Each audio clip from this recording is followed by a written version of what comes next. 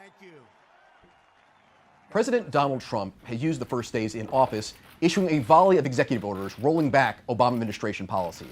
The latest is expected to be directing the U.S. government funds to start construction on his promised Mexican border wall, and measures that would make it harder for refugees from Syria and immigrants from other Middle Eastern countries traveling to the U.S.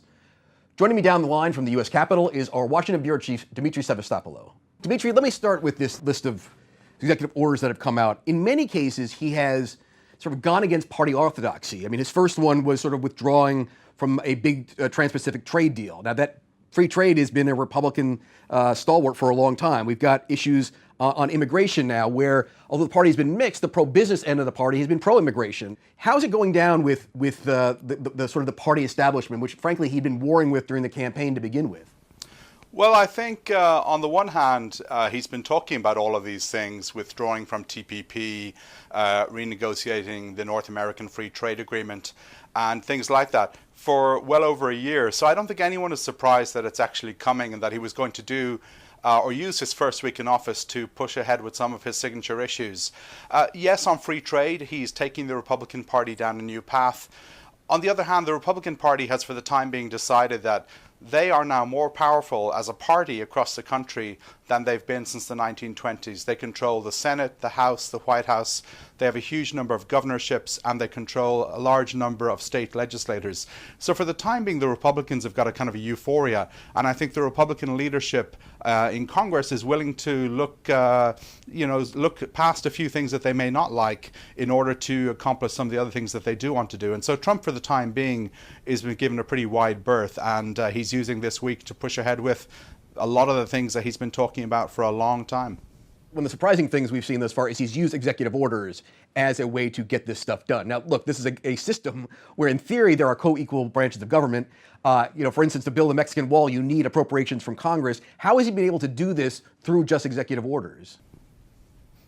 Well, in some cases, what he's doing this week with the executive orders is symbolic. So, for example, on TPP, the US Congress never ratified TPP. So all he had to do was say, I'm not going to press ahead and try and ratify it. Therefore, the US is not going to be part of it. So that was done and dusted. Very simple. On the wall, what he's done is he's telling the federal government, you have money in your piggy bank already that's been appropriated, that Congress has given you.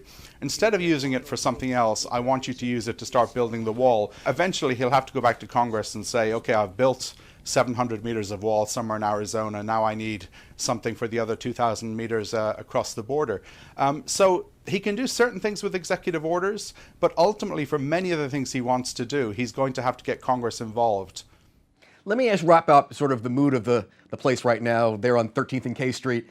We've had, as you say, a series of executive orders that, all right, maybe not surprising people in terms of the policies, but certainly the quickness and the rapidity he's done it has taken some by surprise. But also we've had a bit of, shall we say, wackiness in which he has obsessed about the fact he didn't win the majority, or maybe he says just he did win a majority, a popular vote. There was fraud. He's ordered a new investigation into voter fraud. We had this rather bizarre weekend where he was fighting with the press over how many people showed up at his inauguration. I mean, what's the mood in that town right now with sort of Trump finally arriving and acting, frankly, like the way he did during the campaign? People are shocked. I mean, a lot of people assume that once he actually was inaugurated, that he would be more secure in his own skin, that he wouldn't be rehashing some of the old battles he brought up during the campaign.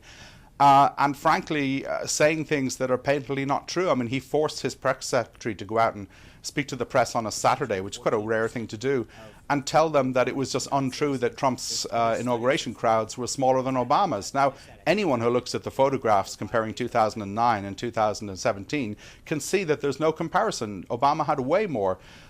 Trump then during the week started talking about huge amounts of voter fraud. So when people say Hillary Clinton won the popular vote by 3 million votes, Trump pushes back and says, well, she wouldn't have done if it wasn't for all those illegals who voted for her.